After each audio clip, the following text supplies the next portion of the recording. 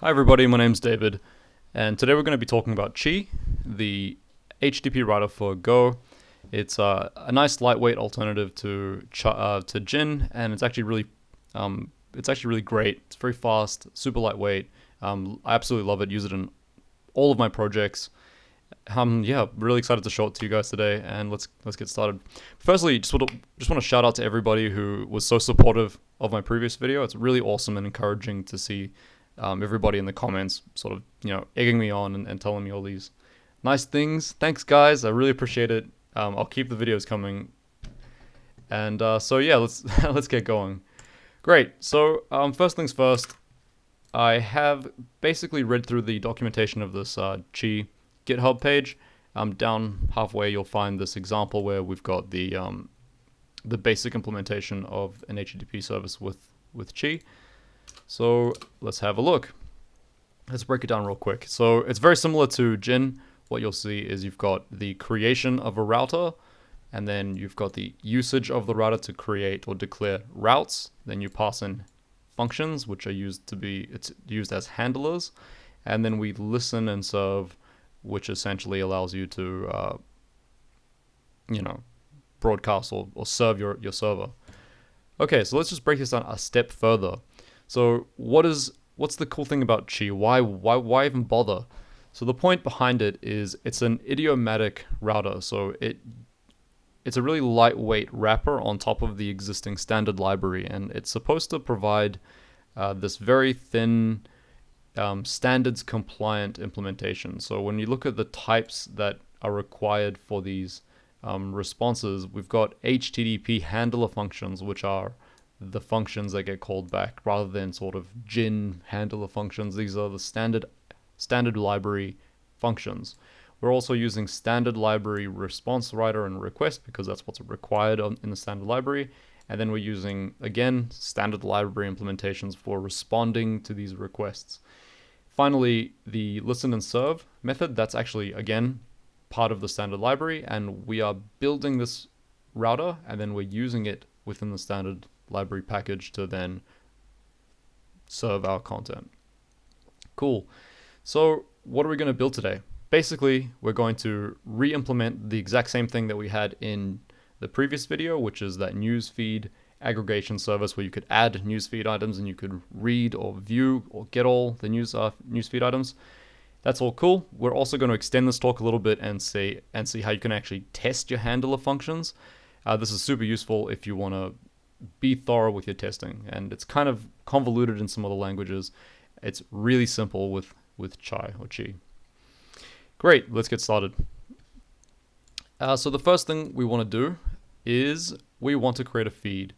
So you can go and take a look at the previous video to see how this is implemented and what it is, but long story short, it's an in-memory database with a list of items, and these items and you can use this add and get all, these two add and get all methods in order to interact with the data store, and the data store will contain these items. We've got some interfaces which we use on our handler functions, and these interfaces are like very thin specifications for the dependencies on these functions. So I'll talk a little bit more about that in a while, but for the time being, let's just go ahead and start writing. First thing we want to do is mock out or write out what we're going to do. We need a get news items. We need a post newsfeed, and that's pretty much all we're going to do. So first things first, get newsfeed. Oh, sorry, get, and it's going to be on /newsfeed. Then we're going to take a function. So this is a handler func, which is a HTTP package handler. And what does it require? It takes a response writer and a request. And so we're going to do that. We'll pass in a W, which is going to be a response writer. We're going to pass in a request, which is a pointer to an HTTP request. And then the function executes. And we're going to do the exact same thing for the post, except it's going to be, you guessed it, a post. Okay, so this handler function runs every single time this endpoint is hit, conversely with a post. And so what we need to do is have it do something. And the first thing we want to do is take the news feed, we'll call it feed. We'll create a feed, and it's going to be a newsfeed dot new. So what we have is a data store, and we're going to take the data store, we're going to get all the items from the data store, we'll call it items, whoopsie, items, and now what we want to do on this get newsfeed method, or this get newsfeed endpoint, is we want to respond with that. And how you do that here is you use this JSON dot encode new encoder, and we're passing in the HTTP response writer as the encoder output. Then we're going to say encode, and we're passing in our items. Cool, so we're going to grab our slice of items. This JSON encoder is going to use the writer, and then it's going to write this items. Cool, let's actually run this. I'm just going to put an fmt.println in front of this saying serving on port, post on port equals to 3000 on port plus port, and we're gonna want to say, oh, this is kind of lame.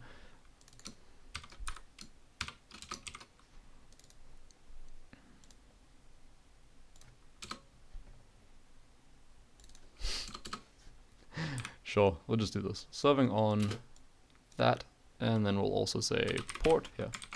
Cool. So let's go and say go run httpd / main.go. It's going to say serving on 3000. Now we go over here, type in localhost 3000 / and the endpoint is newsfeed. We get an empty slice, or actually in this case it's an empty array. So we need to add an item. Let's add a fake item. So news for feed.add, and we're going to add a newsfeed.item, and the item is going to have two properties, title, hello, and a post value of world. Cool. Let's try that again. Refresh, and we've got one item, hello world. Cool. Now we want to do the same thing over here. We want to make sure that when someone hits this newsfeed post endpoint, we add an item to our existing data store.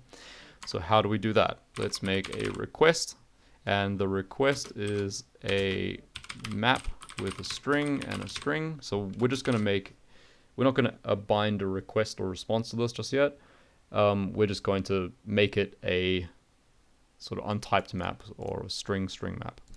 Cool. And the next thing we want to do is say JSON new decoder. And the decoder is going to take the body from the request, and it's going to decode it into the request map that we created earlier. And we want to pass in the address for that. So this request, we could probably just make this an address and negate that. Cool. Now, once that's all good, we want to make sure that we say great, all is well. And so we'll just say w.write, and we're going to write a response, and the response is going to be a byte array of the string good job. And undefined byte array. Oh yeah, lowercase b. Yep, cool. So yeah, sweet. Now we need to take this response, this request, and we need to pass it in and run this add method. Now we know that the request is going to have a couple of properties on it. We know that the request is probably going to look something along the lines of JSON, it's going to have a title, and it's going to have a post. So let's just use that assumption. and say feed.add, and we're going to add a newsfeed.item. And that item is going to have a title, which is equivalent to the value of request title. And we're going to have a post, which is equivalent to the value, or assigned the value of request post. Cool. What's up? Oh yeah, because it's actually... Sure, that's cool. Okay, sweet. So let's give that a shot. Let's say run, refresh. We've got one item. Let's go ahead and add an item. Here's something I prepared earlier. We're going to add a title of another and a post of one. We're sending in a post to newsfeed. And if we're lucky, when I refresh, we've got another item called another one, and that's our new post. And we can continue to add these items, and we'll continue to have our data store updated. Of course, it's not persistent because it's in memory, but look, we'll look at adding a persistent database, something like a SQL database, in a future video. But for now, I want to focus on just the router, and I'm just going to focus on testing the handlers. Cool. So this is a very simple and pretty straightforward implementation. What we have is the feed, which is out in this global scope. Well, it's not really global, but in this main method scope, the main function scope. And now these handler functions, because they exist directly on this method and this closure, they will be using the value of feed. This is good and great. Actually, this is fine. But what we want to do is take these functions and abstract them, put them out into their own package, and we'll do that by creating a handler package. And in that handler package, we're going to create two files. We're going to create newsfeed_get.go, and we're going to create another file called newsfeed_post.go. We're going to create a package name of handler, We're now going to actually write these handler functions. So we're going to create a function for the get. It's going to be called newsfeedGet, and it's going to return a handler function, and that matches this. So we'll take this, drop it in here, and that's cool. But of course, this newsfeed get doesn't know what it's returning, obviously. Let me just delete this so it doesn't give me issues with IntelliSense. So this guy doesn't know what is returning. It's returning something, but in this case, it's like, expecting to return nothing. So what are we returning? We're returning an HTTP handler func. And that's all gravy. Now feed. What is feed? You can take a look at my previous video, but essentially what we're going to do is pass the feed in via a parameter. And it's of type newsfeed. Oops, that's not what I wanted. Newsfeed.repo. And it's a pointer to that. So now we have access to this getAll method on the newsfeed repo pointer. Whoops. That was newsfeed repo struct pointer to. Cool. And now down here in our main, we can go ahead and take handler.newsfeedGet, and we can go ahead and pass in our feed. That's great. And the only thing we can do to improve this is we can take this newsfeed repo and replace it with a newsfeed getter. So the newsfeed getter interface is a interface which defines a struct which should only have, or should have it included in it, the method of getAll, which this repo struct does implement. So this repo struct matches the signature of this interface, and because this repo struct looks like this interface, we can pass it in as a parameter to this function. Now in this newsfeed get function, where we've got feed and it's a newsfeed getter, so obviously that means that we can say feed.getAll, which is what we're doing down here. However, we are passing in a feed, so we should have add, I guess, right? And if we type in feed.add it's going to say no, it doesn't exist. And the reason for that is this interface that we're using, this getter interface, it's saying that the only method that it has is this getAll method, and that's all. That's all you're allowed to use. So we're restricted to only using the methods specified inside of this interface. It's generally good practice to create interfaces with very few methods, usually 1, 2, very, very few. And the idea behind that is you can create structs, you can create interfaces which accept structs and only accept very small amounts of behavior from those structs, and it allows you to concentrate, or rather, it makes it really easy to mock when testing, and it also makes it really, it restricts the functionality available to anybody using that interface or wherever that method is, that struct is being used. It keeps it really concentrated. It's also a way to kind of generalize what we expect to see from a struct. So an interface really, it's more indicative, or it really defines the behavior of a struct more than what the thing is. So in our case, we're saying a getter, and the getter has a getAll function. Now, coincidentally, we're passing in a feed, which is a newsfeed type, into this method, but it could technically, we could pass in a SQL database, or we could pass in we could pass in a struct which implements a SQL database behind the scenes and exposes this getAll method.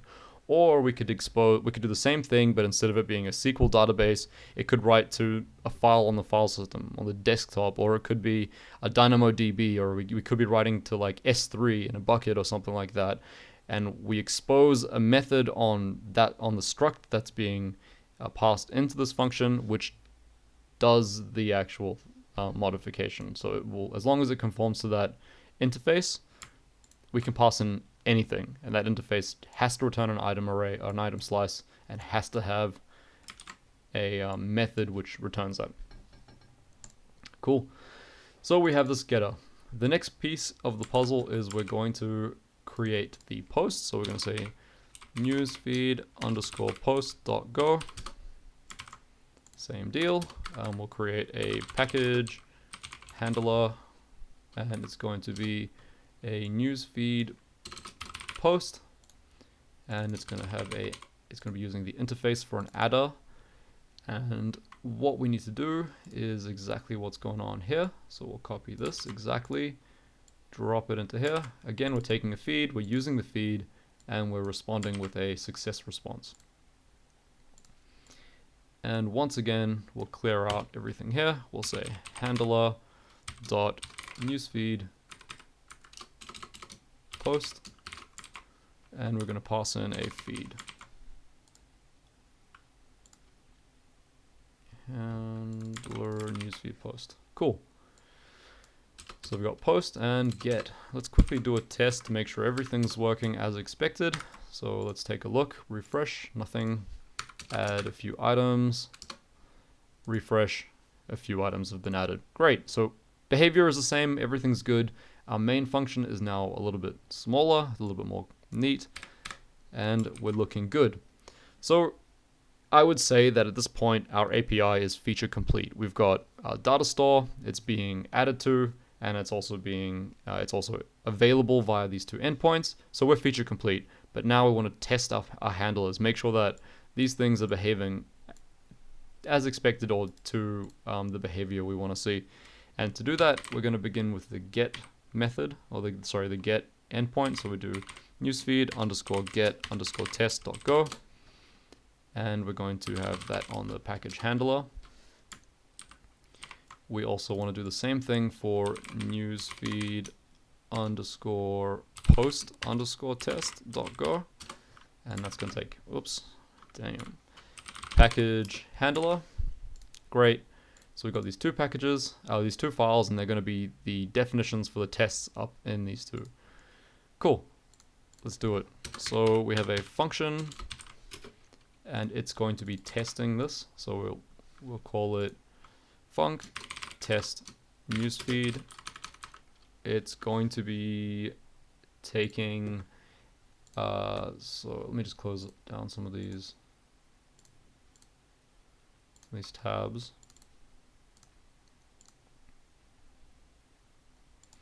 It's going to be taking a T for testing.t, and it's a pointer to testing.t. That should import the testing package.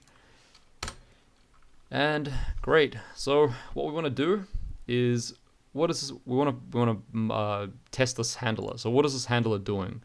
It's taking a feed. We're generating this handler by passing in the dependency of a feed, and then we're returning the array in JSON format of the items in that feed. So we can test that. We can create a feed, newsfeed.new. So creating a new newsfeed. That's cool. That's part one. All right. What we want to do then is we need to create a handler, and that handler is a newsfeed get. It takes a feed. Cool. So we've passed in the appropriate dependency. Handler is not being used. We then want to run the handler. So effectively we want to hit that endpoint, but the handler needs to take some parameters. And what parameters does the handler take? It takes a response writer and an HTTP request. Okay, so let's create those. The HTTP response writer is used to create a response, and the request holds the body of the incoming request. So what we have to do is we have to mock these. And how do we mock them? The request is the request itself is relatively easy. You can actually just do r equals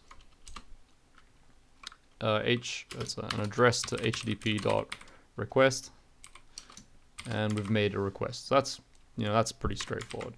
But the writer is a little bit more complicated because the writer is actually an interface, and the interface has a few methods on it. But the good thing about it is it's an interface, so it makes it really easy to actually write something which you can just put in place of that. And here's something I prepared earlier, but I have this package which I wrote, this mock HTTP package. I use it for testing specifically. If you know of a better package, feel free to recommend it, but this is just something I wrote. There's probably better things out there, feel free to use them, but I'll explain what it does and why I use it. So again, the HTTP response writer is just an interface which has a few methods on it, and this response writer in my mock HTTP has a mock response writer, which itself has the write header methods which are defined in that interface, but I have added a few extra methods on it, which allow me to then go in and debug or see what's going on. So I can get the body, the finalized body, I can get the JSON, or I can get a string. So it's kind of useful in that regard. And so what I need to do is I need to create a mock http dot response writer. So we create a new response writer, and we pass in the value of that to the handler. So now this handler is going to execute, and what we want to see is we want to see the result of that execution. And part of my implementation, I've got this get body JSON array, and so what we'll say is w.getBodyJSON array, and now this result is going to be a map. It's going to be a slice of maps. So let's think about some tests we're going to run against this. Well, first of all, we need to actually add some data to this feed. So we're just going to go feed.add, and we're going to add I might just copy this straight from main. Oh, I deleted it earlier. Nice one. Newsfeed.item. That's not it. Newsfeed.item, and it's going to have two things. It's going to have a title and a body, and we'll just make the title hello, and the post will be world. Cool. So we have this newsfeed item being added to the feed. We're going to test two things. We're going to test that the results have two items in them, and also that the first item, the first and only item, will have a title of hello. How do we do that? So we'll say if the length of result is not equal to 1, we're hoping there'll be one item, then we're going to fail the test. Error fail, error format, and we'll say item was not added to the data store. Cool. And then if the result, if the first item of the result title is not equal to the value of hello, which is what we have up here, then we also fail. So t dot error, and we'll say item was not properly set. Okay, cool. So let's see if our tests pass. So we have two tests, and let's see what happens. So we go test dash cover, get some coverage information, and that'll run all of our tests. So what it tells me is that we've got 37% coverage, and on the package handler. We've written tests for newsfeed previously. You can take a look at my previous video to see how these were written, but they're pretty straightforward. And cool, so we've got these two tests. Now, another benefit of using interfaces we can see here. So let's say our original implementation actually didn't use in-memory data store. Let's say it actually used, say, MongoDB, or it used an actual physical database that needs to be spun up. We need to have that set up with mock information built into it. And we do that here. So let's say hypothetically speaking, we have newsfeed.db or something like that. And that actually connects to a database, does the whole thing, and then we get a database connection back, and we use this database, or not a database connection. Let's say there's a package called newsfeed, and its db method behind the scenes will connect to a database, do the whole thing, and it exposes those two methods to us, the getAll and the add, inside of this feed. And when you call getAll, it actually talks to the database, and when you call add, it talks to the database. And now we're passing that database-powered feed down into these methods, into these handler functions. That's cool, but when it comes to testing, now we have to then add items to our database and make sure that the database is set up properly, otherwise our test won't run.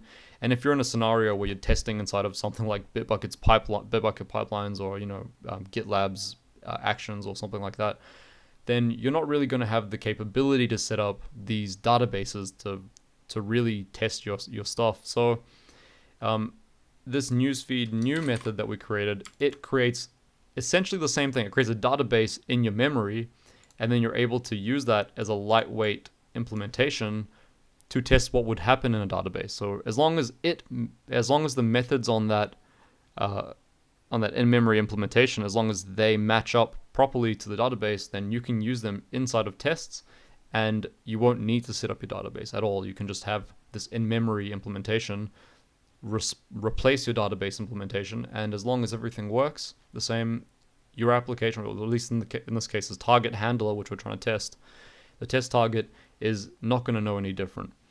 So yeah, it simplifies testing a little bit, which is cool. Okay, let's write the test for the post now.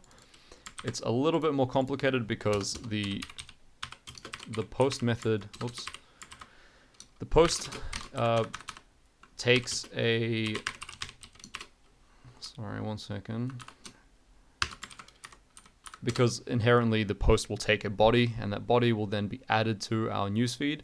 And so in doing that, we have to now mock a body, and then we've got to figure out how to do that. So again, we're going to need to create a mock feed. So let's create our database, newsfeed, create a new newsfeed. Then we want to create our mock response writer. So address to a mock underscore HTTP dot response writer, and then we want to make our request, which is and HTTP dot request.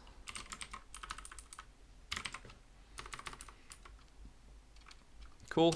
We're going to define our handler, which is the newsfeed post handler, which takes a feed. Then we'll use our handler. We'll pass in our writer and our reader, our request. And then we'll want to get our result. And our result is going to be obtained with our mock package, and that's got a get body string, which will give us like whatever, I think it was good job, or something like that. And then we'll run our tests down here. But first of all, we actually need to add a body to our request. Now, how do we do that? Adding a body to the request is reasonably straightforward. It's just a couple of steps, but I have this nice little request method, so we'll just use that. So r.body equals mock http dot request, and it takes a map string. So we need to pass in, oh no wait, it doesn't take a map of string. I think it takes a map of, yeah, string interface, but we'll pass in a map of string, whoops, string, and in that we have two properties. We have title and we have post, and title will have a value of hello, and post will have a value of world. That's great. So now we've mocked the body, and the body is being passed in, which is gross. So the request is being passed in. To be honest, this should probably be called request body. It was just annoying me. Whoa, what's happened? Request body. And okay, cool. So that's cool. Yeah, we probably need to add headers. And this equals an HTTP header, and we'll say headers.add, and the header will add as content-type, comma, application/JSON. What's up? Headers. And that's going to exist in our request. We've got headers. Cool. So we've built out our mock request, we've added some headers to it, and we have added a body to it. Now we've created it, passing in its dependency, its only dependency, this feed, and then we run the handler function, and then we collect the result. Cool, so let's do some testing against it. So first of all, we want to make sure that the string that comes back is actually what we're hoping for, and the string that comes back is good job, exclamation mark.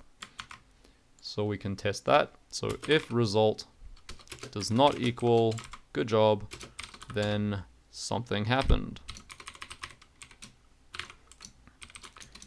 Handler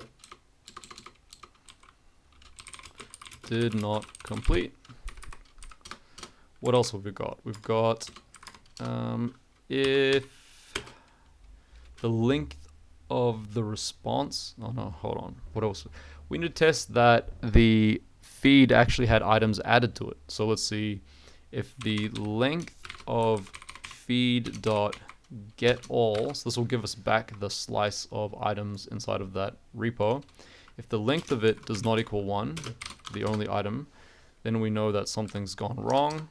What else? We can say that if the first item in that feed is not set properly, if it doesn't have the right title, then we know that something's gone wrong as well. So dot title does not equal to, what do I call it? Hello. Hello, then again, something wrong has happened. So, and then we'll say item did not add, and we can say item added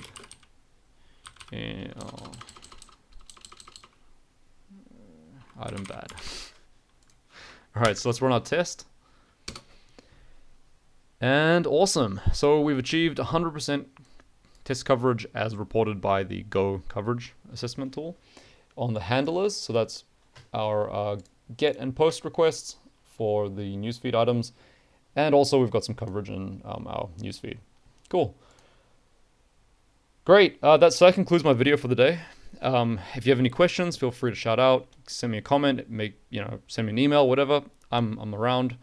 If you have any suggestions or anything that you think I can improve on, feel free to recommend me any packages or any sort of patterns or anything like that. I'm more than happy to read it. I love reading this kind of stuff and interacting with people on this topic, so please feel free to contact me. Otherwise, like it if you liked it, subscribe if you liked it as well, that's pretty cool too.